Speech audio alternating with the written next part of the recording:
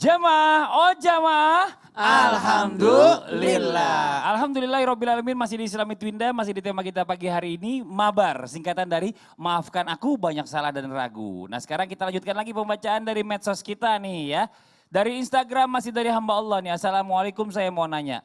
Bagaimana memaafkan ibu dan bapak saya yang mengusir saya karena tidak mau dijodohkan dengan laki-laki pilihan mereka, Ustadz. Saya kan berhak memilih, tapi ini kok saya dipaksa Ustadz. Dan saya tahu banget laki-laki pilihan itu sifatnya jauh dari baik. Nah saya takut nanti pernikahan saya gak bahagia. Nah bagaimana Ustadz saya memaafkan orang tua saya, sampai sekarang saya masih di rumah teman saya dan saya belum komunikasi sama orang tua saya karena masih trauma diusir. Saya harus bagaimana sekarang Ustadz? Nah tolong dijawab Ustadz Syam, nih bagaimana nih? Bismillahirrahmanirrahim. Kabur dari masalah tidak menyelesaikan masalah. Artinya ada yang bisa kita bicarakan kepada kedua orang tua kita. Wasyawirhum fil amr gitu. Masih bisa kita musyawarahkan kepada mereka. Muasyarah, berbicara dengan terbuka. Kata Al-Quran kan, ya ayyuhalladzina amanu taqullaha wa qulu qawlan sadida yuslih lakum a'malakum. Kalau engkau berkata jujur, bertakwa kepada Allah dengan jalur berkata jujur, berkata apa yang ada di dalam hatimu, maka yuslih lakum a'malakum. Allah yang akan memperbaiki amalan itu. Kadang-kala kan kita Indonesia, aduh nggak enak, pengen ngomong nggak enak, pengen ngomong ini nggak enak, pengen ngomong nggak enak, terlalu banyak nggak enakannya. Akhirnya nggak selesai-selesai pekerjaan. Tapi kata Allah, jangan nggak enakan, ungkapkan apa yang kau rasakan dalam hati, wabil khusus kepada kedua orang tuamu, karena mereka adalah orang yang dekat dengan kita. Namun dengan cara berbicara yang qaulan karima, berbicara yang mulia. Saudaraku yang dimuliakan Allah, saudariku yang dimuliakan Allah, kalau kita tidak dekat dengan orang tua, bukan orang tua yang rugi. Kalau kita nggak maafin mereka, bukan mereka yang rugi, tapi tetap kita yang rugi. Walaupun dalam kasat mata mereka yang salah gitu, tapi tetap kitalah yang minta maaf kepada mereka. Ya udahlah, kenapa saya harus minta maaf Ustaz? Padahal mereka yang salah. Di sini kan saya korban. Ya udahlah, kita udah terlanjur diciptakan Allah sebagai anak mereka. Itulah sebagai ujian kita. Kita nggak bisa nyalahin takdir Allah. Kita lahir dari orang tua yang seperti apa. Pulang ke rumah bicarain baik-baik. Kalau kamu punya pasangan kamu punya calon yang udah kamu pilih sendiri, pulang ke rumah dengan membicarakannya kepada kedua orang tua dan minta tolong kepada calonmu untuk membuktikan bahwa dia lebih baik daripada yang dijodohkan sama orang tua. Iya, jadi intinya adalah anak ini nggak boleh gengsi ya. Gak boleh. Walaupun diusir posisinya tetap balik minta maaf sama Karena orang kita tua. yang rugi Nah sebagai juga anak pelajaran buat gitu. orang tuanya. Orang tua juga nggak boleh begitu-begitu banget. Ya nggak boleh semena-mena, nggak boleh egois sama anak. Nanti zolim jatuhnya kalau kata Ustadz Maulana. Nah sekarang kita lanjut lagi nih ya. Ada sebuah tayangan lagi buat jamaah yang ada di rumah nih. Tentang tipe-tipe meminta maaf untuk pasangan suami istri. Wah ada tipe-tipenya ya. Ini di tayangannya nih. Udah dong ngambeknya yang, maafin aku tahu aku salah, aku gak akan ngulangin lagi, aku tuh sayang sama kamu yang, maafin ya. Iya deh, tapi jangan diulangin lagi. Iya, janji. Hidupku tanpamu takkan pernah tersisa. Habis ini kita jalan yuk. Kemana? Ya kemana kek, shopping, jalan-jalan. Tapi kalau kamu gak mau ya gak apa-apa. Ya udah deh kalau maksa. Aku siap-siap dulu.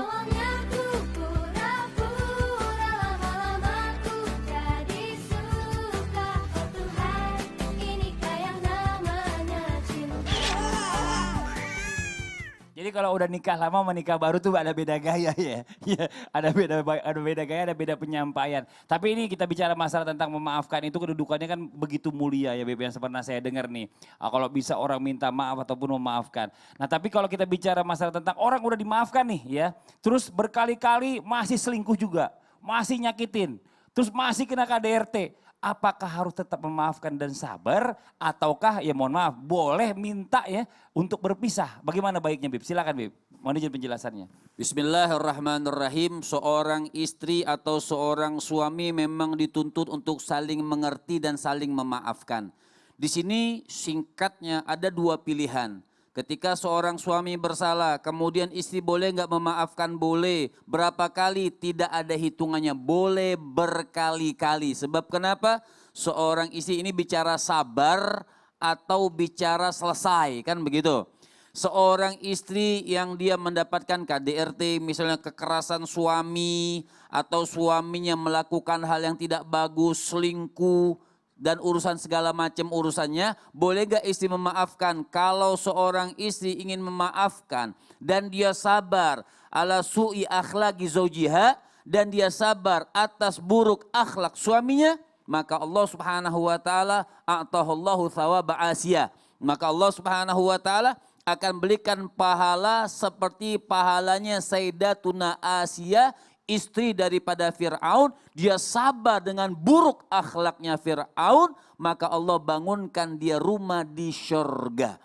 Bahkan penduduk langit pada saat itu semua rindu kepada Asia karena sabarnya dengan buruk akhlak daripada suaminya. Dan apabila istri sudah tidak sabar, bukan tidak sabar, mungkin sabarnya dengan mengadakan perpisahan. Boleh saja, Islam ini rahmat. Islam ini rahmat. Oh, misalnya suami kasar, terus istri sabar, dipukulin sabar terus, ya berarti jelek sekali Islam kalau dengan perceraian bahkan istrinya dapat dosa. Tidak. Seorang istri kan ada, kita baca ta'liq itu kalau orang menikah, apabila suami kasar, ya kan ada. Seorang istri boleh melaporkan kepada urusan kantor agama. Jadi boleh, dan melapor ini tidak harus pisah juga. Melapor ini tidak harus bercerai juga pemirsa. Melapor ini nanti istri suami dipanggil, istri dipanggil, dinasehati oleh kantor agama. Saya kayak penghulu. Iya. Jadi di kantor agama dinasehati, nanti dikasih waktu, tenggang waktu. Nah nanti kantor agama yang menjelaskan diteruskan atau tidak diteruskan diserahkan kepada istri, seperti itu. Jadi Islam ini rahmat dan kasih sayang kepada istri dan kepada suami. Ya, Seperti kalau itu. udah nggak tahan-tahan banget sampai begitu terus mau ngajuin hulu boleh silahkan. Boleh silahkan. Nggak dosa jatuhnya Tidak istri. dosa karena ada udzur syar'i. Iya, daripada nanti nikah akhirnya bukan jadi apa namanya pahala, akhirnya jadi mudarat terus-terusan kan suami istrinya, nauzubillah. Nah sekarang saya mau lanjut lagi nih, nah ini nih yang seru nih ya buat jemaah yang ada di rumah ya. Zaman sekarang ini banyak orang yang bilang ada suami yang ngomong lebih baik minta maaf daripada minta izin. Ini saya punya tayangannya nih. Heh, sebenarnya apa itu? Sepeda pula. Kok nggak bilang beli sepeda? Lebih baik minta maaf daripada minta izin. Kalau aku minta izin beli sepeda ini harga 70 juta, kamu mau ndak? 70 juta ya enggak ya? Makanya aku beli duluan. Aku minta maaf ya sayang. Iya, ini ya yang satu suaminya beli sepeda. Tapi ada lagi nih, saya kejadian nyata nih ya, teman saya nih ngobrol ya kan. Lo baru ketemu lagi udah lama gak ketemu, tiba-tiba dia bilang, Fat saya sekarang udah nikah lagi, istri saya 2. Loh, terus istri pertama ngomong apa? Lebih baik minta maaf daripada minta izin. Nah ini gimana nih Ustadz nih, mau izin penjelasannya nih, silakan. Saya Jangan emosi ya, sabar ya, jangan iya, emosi makanya ya. supaya tidak emosi, Iya, iya. saya langsung pakai peraga Oh aja. pakai peraga, oh boleh, Ya, boleh, karena, boleh. Nah ini meredam emosi alhamdulillah, nih. Kalau pakai peraga lebih simpel. Iya betul. Saya betul. minta tolong, Saya? iya sapu. Iya. Habib, oh mau ikut main. Oh iya boleh, Habib mau ikut main. Kan mau praktek. Mau praktek. Nah buat kita semua, agar kita tidak gampang mempermainkan minta maaf. Mohon maaf Mas Fadli, Ya. sebelum nyapu apa yang dilakukan? Sebelum nyapu, beres-beres dulu. Oh beres-beres dulu. Udah beres Yang mana atasnya. lebih dulu? Menyapu atau ngepel? Ya nyapu dulu dong, baru ngepel. Oh pintar dia. Iya dong. Berarti biasa. Iya. Coba cara nyapunya gimana? Saya nyapunya ke dalam. Ya. Oh ke dalam. Iya, biar Bukan nanti keluar. saya kumpulin baru saya saup sampahnya bawa keluar. Bukan nyapunya ke sana, sama aja ya. Iya, sama aja. Ada yang begini keluar, maksudnya kan begini kan, tuh keluar begini tuh. Sekarang mau nggak kalau begitu kan besok kotor lagi. Ya nggak apa-apa, emang tiap hari di rumah pasti harus dipel sama dicuci, apa dipel Ini sama disapu. prinsip yang harus kita pegang. Bukan berarti besok ada kotor lagi, berarti kita nggak usah nyapu, besok juga kotor. Makanya komitmen untuk mendapatkan yang namanya maaf adalah komitmen untuk tidak mengulangi lagi. Nah, ini sapu nih. Sapu. Yang lain. Mohon maaf, kita ini butuh ketulusan tanpa sebab alasan. Makanya kalau orang meminta maaf tanpa Habib, Gak apa-apa. jangan keluar ini amplopnya dulu ya. Oh, iya. Aku minta maaf, sembunyiin dulu. Oh iya. Siap. Gimana ya? Aku nggak enak. Gimana ngomong nggak apa-apa, ngomong aja. Habib maaf. Ustadz maaf gitu. Ustadz maafin ya. Nggak Ustadz, nggak maafin mau. dong, Masya Allah. Ke sekolah. Ustadz Ustaz maafin ya. Jangan lakukan lagi ya. Ini mata duitan nih yang tahu aja temennya kalau temennya mata duitan dikasih amplop. Daripada Oh iya.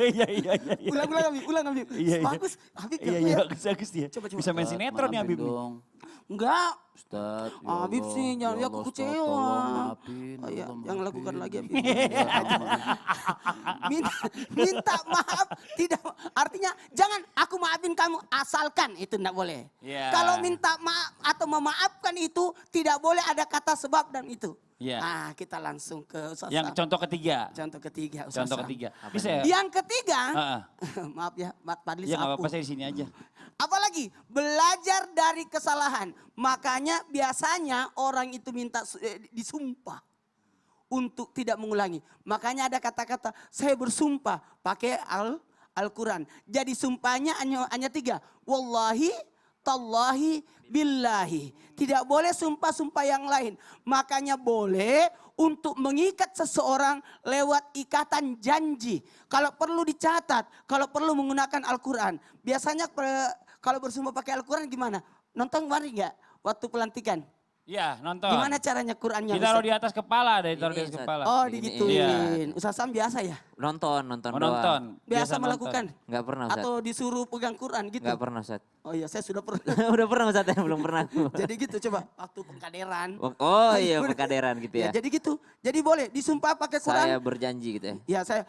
Kenapa itu tradisi kita? Wallahi Iya. tallahi billahi sebenarnya supaya apa? Menjadi hukuman sanksi buat dia. Makanya maaf ya kalau di Indonesia kan banyak ada sumpah inilah sumpah ini. Nggak usah sebut nama-nama sumpahnya ya. Iya jangan. Maaf Pak, sebentar Pak. Oh, iya. Ada yang kotor biar enakan dikit. Lanjut Pak tausiahnya. Droplet ya. Ya Allah.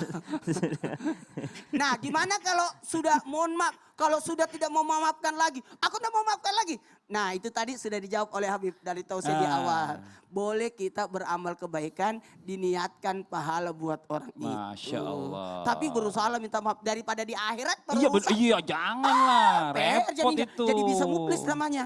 Habib makasih Habib. Ya Allah makasih banyak nih. Maaf Ustaz saya balikin lagi nih. Iya. Ya Allah. Kok saya semua?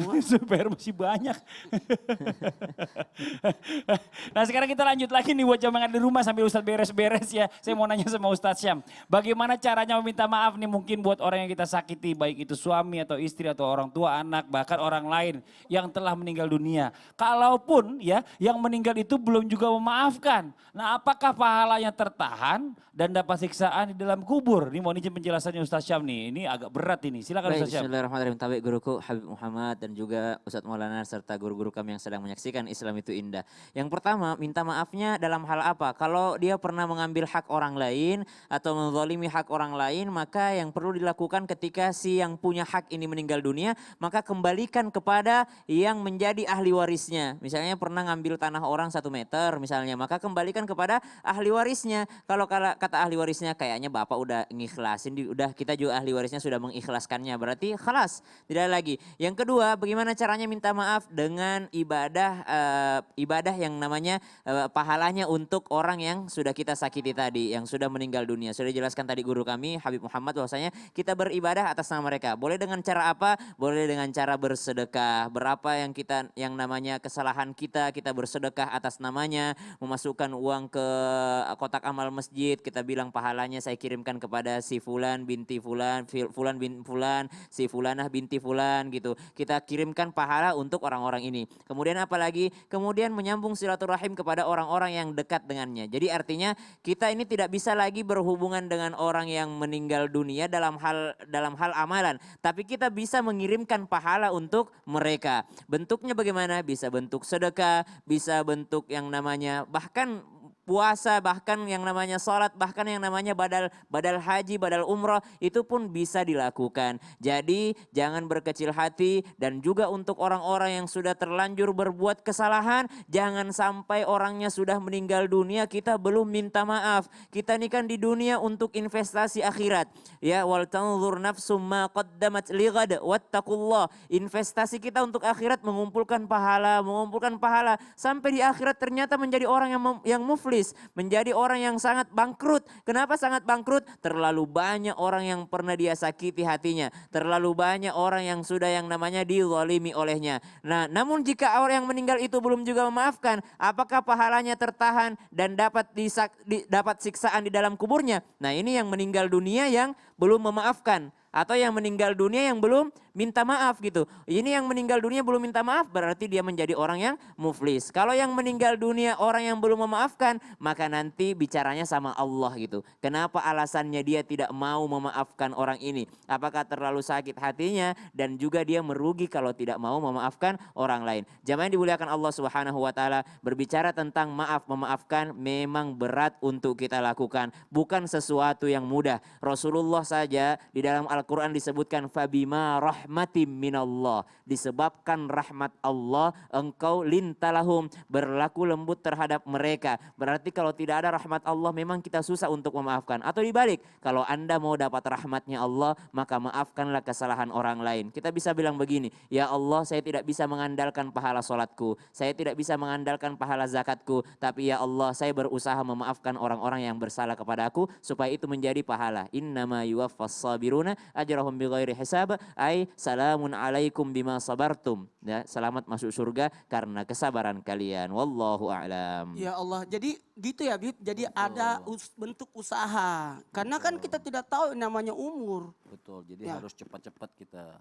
Iya. Ya. Karena kita, Ajiluhu, apalagi jadi yang baik itu dipercepat. ini kan ketemuannya nanti Sabtu Minggu ketemu lagi. Ya Mas Fadli, ilah. Fadli mana? Harusnya disambung gitu Ustaz ya. Fadli, kemana sih? Ya Allah, ya Allah itu orangnya. Emaga kok sih, kenapa? Sebentar, Ya. Ustadz. Saya nggak enak ngomongnya. Kenapa? Saya bisikin aja ya Ustadz ya. Jadi gini Ustadz nih ya. Saya ini sebenarnya jujur aja nih. Lagi nggak tahan Ustadz.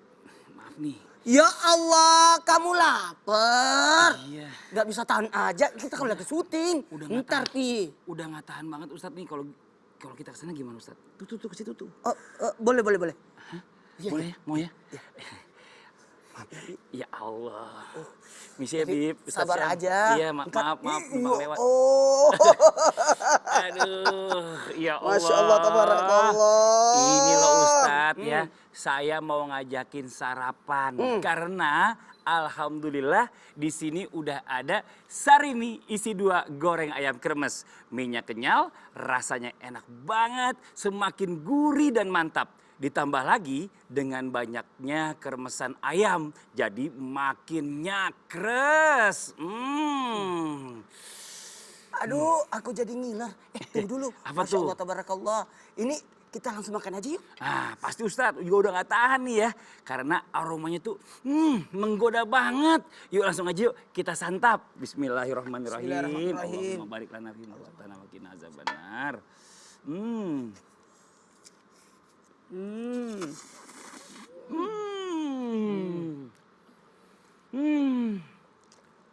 Alhamdulillah Ustadz, rasanya enak banget. Dan porsinya juga lihat nih Ustadz, banyak banget. Jamaah di rumah juga mau lihat nih ya. Dan pastinya mengenyangkan. Kalau aku nih udah pasti mau beli yang banyak untuk persediaan aku di rumah. Iya, Li. Bener banget. Porsinya juga banyak. Bikin kenyang. Dan lihat nih, kremesan ayamnya banyak banget. Jadi makin nyakres. Iya dong Ustadz, makin nyakres. Makan sarimi isi 2 goreng ayam kremes ini bikin momen jadi makin asik kan Ustadz, bener nggak? Iya, pokoknya pas banget deh untuk sarapan. Betul banget. Sarimi isi 2 goreng ayam kremes, nikmatnya bikin asik. Masya Nah, Allah. buat jamaah yang ada di rumah jangan kemana-mana dulu ya. Setelah ini kita masih akan mencoba menjawab pertanyaan yang masuk di sosial media. Jadi tetap di Islam itu Indah. Jamaah, jamaah, alhamdulillah. Nih, saya makan lagi ya jamaah ya.